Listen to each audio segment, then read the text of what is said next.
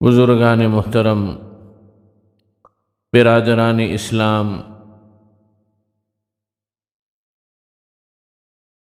مہینہ رجب کا اختتام ہے اور اگلا مہینہ شعبان المعظم کا ہے۔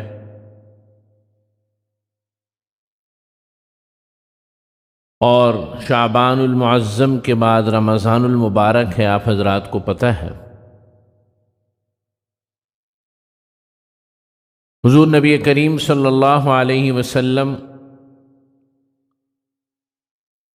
رجب کے مہینے کی آمد پر دعا فرماتے تھے کہ اللہم بارک لنا فی رجب و شعبان و بلغنا رمضان، کہ یا اللہ ہمارے لیے رجب اور شعبان کے مہینے میں برکت عطا فرما دے اور ہمیں رمضان المبارک تک پہنچا دے۔ آپ صلی اللہ علیہ وسلم نے اپنی ذات میں کی عمر میں اضافے کے لیے دعا نہیں فرمائی، عمر میں اضافے کی دعا نہیں فرمائی، لیکن یہ وہ موقع ہوتا تھا ہر سال کہ جب رمضان میں 2 مہینے رہ جاتے تھے تو حضور ان 2 مہینوں کی مہلت مانگا کرتے تھے کہ یا اللہ جب اتنا قریب لے ہی آئے ہیں رمضان المبارک کے تو اب ہمیں رمضان تک پہنچا دیجئے۔ عام حالات میں حضور نے اپنی عمر میں اضافے کے لیے، یہ کوئی گناہ کی بات نہیں ہے یا اللہ میری عمر میں برکت عطا فرما، اضافہ فرمائے، لیکن میں حضور علیہ السلام کے مزاج اقدس کی بات بیان کر رہا ہوں۔ ہم آپس کی گفتگو میں ایک دوسرے کو کہتے ہیں نا اللہ آپ کی عمر میں برکت دے، تو یہ کوئی بری بات نہیں ہے، کوئی گناہ بھی نہیں ہے۔ آپ صلی اللہ علیہ وسلم نے حضرت انس رضی اللہ تعالی عنہ کے لیے مال اور اولاد کی برکت کی دعا فرمائی تھی، جب حضور خود بھی تو دعا دے رہے نا۔ اور یہی وجہ ہے کہ حضرت انس رضی اللہ تعالی عنہ ان صحابہ میں ہیں یا وہ صحابی ہیں کہ جن کا سب سے آخر میں انتقال ہوا۔ آپ صلی اللہ علیہ وسلم نے مال، اولاد اور عمر میں برکت کی دعا دی تھی۔ اللہ نے عمر بھی خوب عطا فرمائی، بعض روایات میں 110 سال کی عمر بتائی گئی، اور صحت مند اس دنیا سے رخصت ہوئے۔ اولاد کی دعا بھی قبول ہوئی، اللہ نے اتنی اولاد عطا فرمائی کہ گویا پورا قصبہ ایک تھا، وہ حضرت انس کی اولاد تھا۔ اور مال بھی اللہ نے اتنا عطا فرمایا کہ بے حد و حساب۔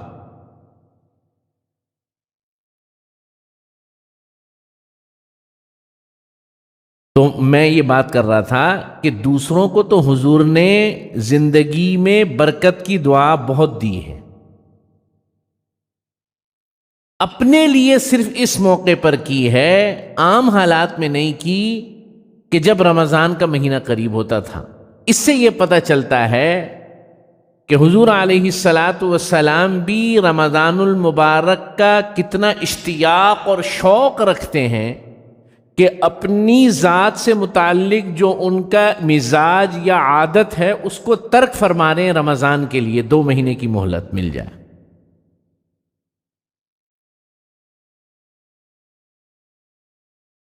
تو یہ بات عرض کرنے کا مقصد یہ ہے کہ اس مہینے کے آنے والے کی اہمیت کے پیش نظر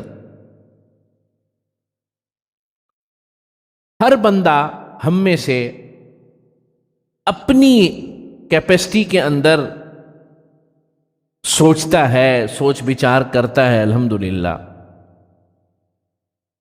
لیکن آج میں ایک نئے پہلو کی طرف توجہ دلانا چاہ رہا ہوں اور مختصر بات کر کے انشاءاللہ ختم کروں گا۔ کہ جب ہم یہ کہتے ہیں کہ رمضان المبارک کے مہینہ آ رہا ہے، تیاری کرنی ہے، تو آپ اور سب کے ذہن میں کیا بات آئی؟ نماز کا اہتمام کریں گے، روزے کا تو کرنا ہی ہے، فرض ہے، کچھ نوافل بڑھا دیں گے، مالی صدقات میں اضافہ کریں گے۔ عام طور پر لوگ زکوٰۃ کس میں دیتے ہیں؟ رمضان المبارک کے مہینے میں دیتے ہیں۔ یہ مسئلہ میں بیان کر چکا ہوں کہ رمضان المبارک میں زکوٰۃ دینا فرض نہیں ہے۔ زکوٰۃ تو سال کے پورا ہونے پر، چاہے وہ شوال میں ہو، شعبان المعظم میں ہو، رجب میں ہو، ذوالحجہ میں ہو، سال مکمل ہوا، آپ نے سال کے اختتام، سال کے پورا ہونے پر زکوٰۃ دینی ہوتی ہے۔ لیکن لوگ رمضان کا ایک سائیکل اس لیے بناتے ہیں کہ تاکہ رمضان میں عمل کا ثواب دگنا ہو جاتا ہے، تو یہ زکوٰۃ کا ثواب بھی ہمیں کس میں مل جائے؟ رمضان میں مل جائے۔ تو اس بہت زیادہ اس پر عمل کی وجہ سے بعض لوگوں کے ذہنوں میں شاید یہ بات آ گئی ہے کہ رمضان میں ہی زکوٰۃ دی جا سکتی ہے، اور یہ مسئلہ کثرت سے پوچھا جاتا ہے کہ جی رمضان آ گیا، زکوٰۃ دینی ہے۔ میں فوراً یہ سوال کرتا ہوں اگلے کو سمجھانے کے لیے کہ رمضان آ گیا، زکوٰۃ دینی ہے، مطلب رمضان میں زکوٰۃ فرض ہے؟ تو 90% لوگ یہی کہتے ہیں ہاں رمضان میں زکوٰۃ فرض ہے۔ یہ مسئلہ ذہن میں رکھ لیں۔ ہاں، آپ کی نیت بڑی اچھی ہے کہ بھئی ہر عمل کا ثواب دگنا ہو جاتا ہے۔ رمضان میں اللہ کی رحمتوں کی ایک بہار ہے، ایک سمندر بہہ رہا ہے، تو لوگ سائیکل بنا لیتے ہیں کہ بھئی ہم اپنے سال جو اینڈ ایئر ہے ہمارا، زکوٰۃ کے حوالے سے ہم رمضان کو کرنا چاہتے ہیں۔ بہت اچھی بات۔ تو میں یہ عرض کر رہا تھا کہ جب میں نے ابھی آپ کو یہ بات کہی کہ رمضان کی تیاری یہ وہ، تو آپ کے ذہن میں کیا بات آئی؟ نوافل کا اہتمام، زکوٰۃ کی ادائیگی، لوگوں کو تھوڑا سا دسترخوان وسیع کرنا اور افطاری کرانا، یہ چیزیں آ رہی ہیں ذہن میں؟ یہی آ رہی ہے نا؟ بہت اچھی بات۔ لیکن اللہ کی قسم وہ چیز نہیں آتی ذہن میں جو کہ آنی چاہیے، اور نہیں آتی، اور اس کا براہ راست تعلق مخلوق کے ساتھ ہے، اللہ کے ساتھ نہیں ہے کہ رمضان آ رہا ہے، میرے اوپر جو حقوق واجب ہیں میں ان کو ادا کروں۔ یہ کسی کے ذہن میں آتا ہے کبھی کہ میں نے اپنی بیٹی کا، اپنی بہن کی وراثت میں حصہ نہیں دیا، یار وہ بھی ادا کر دو۔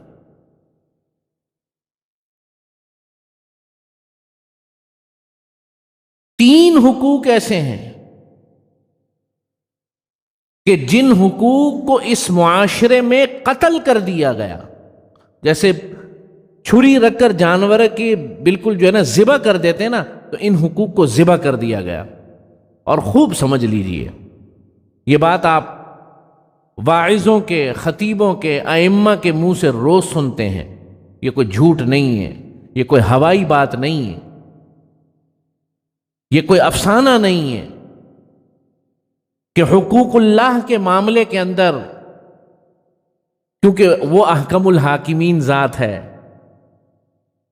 اس کی ذات کا نہ ہم حق ادا کر سکتے نہ ہم اس قابل ہیں۔ جو معاملہ ہوگا اس کی رحمت سے ہی ہوگا۔ نبی کریم صلی اللہ علیہ وسلم نے فرمایا میں بھی بخشا جاؤں گا، اس کی رحمت سے ہی بخشا جاؤں گا۔ کس کی اتنی مجال اور جرت کہ وہ یہ کہہ سکے کہ میں نے اللہ کا حق ادا کر دیا؟ ہے کسی کی جرت؟ اللہ اکبر۔ لیکن حقوق العباد کے معاملے میں اللہ رب العزت نے اپنے بندوں پر چھوڑ دیا ہر چیز۔ نبی کریم صلی اللہ علیہ وسلم نے قرض داروں کے جنازے چھوڑے ہیں۔ حضور علیہ الصلوۃ والسلام کا معمول تھا، جنازہ پڑھاتے تھے، کہتے تھے کہ اس کے اوپر قرض تو ذمہ نہیں ہے، واجب نہیں ہے۔ فرمایا نہیں ہے، جنازہ پڑھا دیتے تھے۔ ذمے میں ہے؟ نہیں ہے، چھوڑ کر چلے جاتے تھے۔ امت کو تعلیم دینے کے لیے کہ نبی کی موجودگی کے اندر اس کے ذمے میں قرض ہے، نبی کی موجودگی کے اندر امتی کا جنازہ اگر نبی چھوڑ دے، اس سے بڑی محرومی کی کیا بات ہے؟ آپ مجھے بتائیں۔ یہ الگ بات ہے کہ آپ صلی اللہ علیہ وسلم پھر بعض اوقات اپنی جیب سے ادا کر دیا کرتے تھے کسی نبی کے اوپر کہ میرا امتی جہنم میں جائے، اس کی اولاد سے زیادہ اس کو تکلیف ہوتی ہے۔ النبی اولا بالمؤمنین من انفسہم، نبی جو فرمایا، میں غلط آیت پڑھ دی میں نے، سورۃ التوبہ کی آخری آیت ہے کہ مسلمانوں کے معاملے میں، مومنین کے معاملے میں اللہ کے نبی صلی اللہ علیہ وسلم بہت زیادہ رحم والے ہیں، بہت زیادہ شفیق ہیں، بہت زیادہ کنسرن ہیں کہ میرا کوئی امتی جو ہے جہنم میں نہ جائے۔ یہ الگ بات ہے کہ آپ صلی اللہ علیہ وسلم کثیر احادیث میں حضور اپنی جیب سے ادا لیکن امت کو تعلیم دیتے تھے قرض اس کے ذمے میں ہے، اس کے ترکے میں نہیں ہے۔ بعض اوقات چونکہ اللہ کے نبی کو وحی سے معلوم ہو سکتا ہے کہ حضور کو اللہ رب العزت وحی کے ذریعے بھی معلوم بتاتے ہوں کہ اس کے پاس گنجائش تھی، ادا نہیں کیا، چھوڑ کر چلے جاتے۔ یہ حقوق العباد وہ چیز ہے۔ تو 3 حقوق ایسے ہیں جن کے اوپر میں نے کیا کہا، چھری چلا دی۔ ایک، ہم اپنے گھروں کے اندر خواتین کے حقوق مالی ادا نہیں کرتے۔ وراثتوں کی تقسیم کا سرے سے رواج ہی نہیں ہے۔ قبائلی نظام کے اندر وہ سیٹھ، وہ کلف کا سوٹ پہن کر، لمبی مونچھوں کو تاؤ دے کر اور چارپائیوں پر اور مسہریوں پر بیٹھا ہوتا ہے، وہ وڈیرا، وہ صرف اس وجہ سے اپنی بہن اور بیٹیوں کی شادی نہیں کرتا۔ آپ چلے جاؤ قبائلی نظام کے اندر کہ میری جائیداد جو ہے وہ دوسرے گھر میں چلی جائے گی، یہ بالکل وہی موقف ہے۔ اور پھر کیا کرتا ہے، قرآن سے شادی کر دیتا ہے بہن کی اور بیٹی کی۔ کرتا ہے نہیں کرتا؟ یہ رواج نہیں ہے ہمارے ہاں آج بھی۔ میں کوئی مارس کی بات نہیں کر رہا، مریخ کی بات نہیں کر رہا، جوپیٹر کی بات نہیں کر رہا، آپ کے ملک پاکستان کے قبائلی اور وڈیرا شاہی نظام اور چودھری نظاموں کی بات کر رہا ہوں۔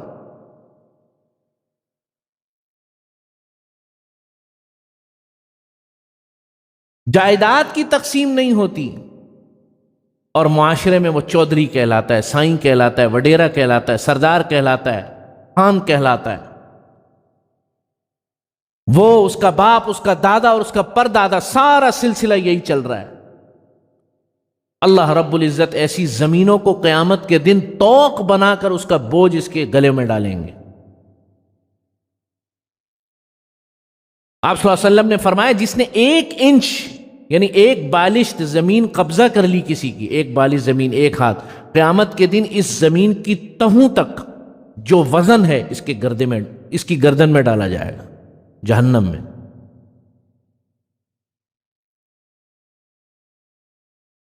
تو ایک حق وراثت، دوسرا حق اجرت۔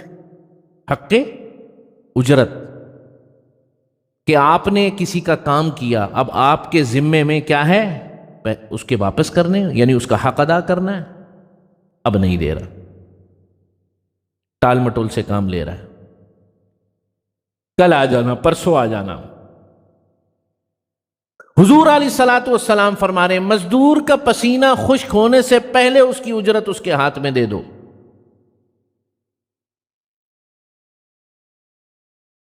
چارٹر پیش کیا آپ صلی اللہ علیہ وسلم نے۔ یہ حضور علیہ الصلوۃ والسلام کا یہ جو الفاظ ہیں حدیث کے، یہ دنیا کی یونینز کا، لیبر یونینز کا چارٹر ہے یہ لفظ، آپ کو تو پتہ ہی نہیں ہے۔ دنیا کی لیبر یونینز کا یہ لفظ آپ صلی اللہ علیہ وسلم کے کہ مزدور کے پسینہ خشک ہونے سے پہلے کیا کر دو، اس کی اجرت قبل ان یجف عرقہ، اس کا حق اس کے پسینے کے خشک ہونے سے پہلے ادا کر دو۔ اور دنیا کی عیسائی اور یہودی لیبر یونینز نے، لیبر آرگنائزیشنز نے اس ورڈ کو آپ صلی اللہ علیہ وسلم کے اس جملے کو سلوگن بنایا، اور مسلمان کو پتہ ہی نہیں ہے. مسلمان کو تو حق اجرت کے سلسلے میں ہمارے عام ماحول کے اندر جب اس کو دینا پڑتا ہے تو اس کے پیٹ میں درد ہونا شروع ہو جاتا ہے. وہ طرح طرح کے بہانے کرتا ہے، طرح طرح کے چکر لگاتا ہے. اللہ رب العزت رمضان کی تیاری میں صرف یہ نہیں ہے کہ میں نے نفلوں کی تیاری کرنی ہے، تراویح بھی پڑھنی ہے، سب بہت مبارک اعمال ہیں، میں خدا نہ خواستہ، لیکن میں اس عمل کی بات کر رہا ہوں، ان چیزوں کی بات کر رہا ہوں جن میں کوئی خلاصی نہیں ہے، پکڑ ہی پکڑ ہے، پکڑ ہی پکڑ ہے. اور تیسرا حق جس کو ہم نے قتل کر دیا، ذبح کر دیا، اپنے یہاں سے ختم کر دیا، پہلا میں نے کیا عرض کیا؟ حق وراثت. دوسرا حق اجرت. اور تیسرا حق رشتہ دار، رشتہ داروں کے حقوق. بڑے فخر سے یہ بات آج کل عام لوگوں میں کہی جاتی ہے، میں کئی دفعہ سن چکا ہوں. ارے اپنے تو بھائی تکلیف دینے کے لیے ہوتے ہیں، غیر بہتر ہوتے ہیں اپنوں سے. نہیں کہتے؟ نہیں کہتے؟ قرآن کہہ رہا ہے وَآتِ ذَا الْقُرْبَى حَقَّهُ، اپنے ذی القربہ اس کے حق ادا کرو، اپنے رشتہ داروں کے حقوق پہلے ادا کرو. جب زکوٰۃ دو تو پہلے رشتہ داروں میں بھی دیکھ لیا کرو. سگا چچا کا بھائی، سگا ماموں کا بھائی، خالو کا بھائی اور خالہ وہ بھیک مانگ رہے ہیں، ان کے گھر میں راشن بھی نہیں اور یہ زکاتیں بانٹتا پھر رہا ہے، فلاں کو دے رہا ہے، فلاں کو دے رہا ہے. میرے پاس کوئی آتا ہے الحمدللہ، اللہ کا بہت بڑا شکر ہے، وہ کہتے ہیں مولوی کے پاس تو آتا ہے، مولوی بھیجتا تھوڑی ہے. میرے پاس کوئی آتا ہے، میں کہتا ہوں، ساتھی پوچھتے ہیں کہ مدرسے میں ضرورت ہے نہیں ہے، اگر وہ یہ بتا دے میرا فلاں رشتہ، بھائی اپنے رشتہ دار کو دو، مجھے نہ دو، رشتہ دار کو دو. سارے ساتھی گواہ ہیں اس بات پر. بہن کو دو، بھائی کو دو. صرف دو رشتوں کے اندر زکوٰۃ نہیں دی جا سکتی، والدین اوپر کی طرف، ٹھیک ہے، والد، دادا، اسی طرح نانا، ان یعنی بیوی کا جو باپ ہوگا، ان رشتوں کے اوپر جو اوپر کی جانب ہیں، ان رشتوں کے اوپر جو ہے وہ زکوٰۃ نہیں دی جا سکتی. اور اولاد، سگی اولاد، بہن کو بھی زکوٰۃ دی جا سکتی ہے، بھائی کو بھی زکوٰۃ دی جا سکتی ہے، لیکن اب یہ آپ کے اوپر ہے کہ آپ کس حکمت و بصیرت سے دیتے ہیں. زکوٰۃ دیں، پہلے ذرا گھر میں بھی دیکھ لیا کریں کہ رشتہ داروں میں کون بہت زیادہ مستحق ہے، اس کا بھی حق ادا کریں، اور جگہ بھی دے دیں، اس کی بھی تھوڑی بہت مالی کفالت کریں. تو یہ تین حقوق ایسے ہیں کہ جس کو ہمارے معاشرے میں ضائع کر دیا گیا، اور ہمارے ہاں دینداری کی تیاری، دینداری کا تصور ان چیزوں سے خارج ہے. حالانکہ یہ تمام کی تمام اسلام کی دین کے بنیادی ارکان ہیں، نماز، روزہ، زکوٰۃ، حج، لیکن یہ اللہ سے متعلق ہیں، اللہ کی ذات سے متعلق ہیں. اس میں کوئی لینینسی کی بات نہیں کر رہا کہ آپ لوگ کل سے جناب وہ اچھا جی اب نمازوں کو کم کر دو، حقوق نہیں. ہر چیز کا اپنا ایک مقام ہے، لیکن حقوق کا ضائع کرنا یہ براہ راست وبال. اللہ سے دعائیں ہم سب کو توفیق عمل نصیب فرمائے. واخر دعوانا الحمدللہ.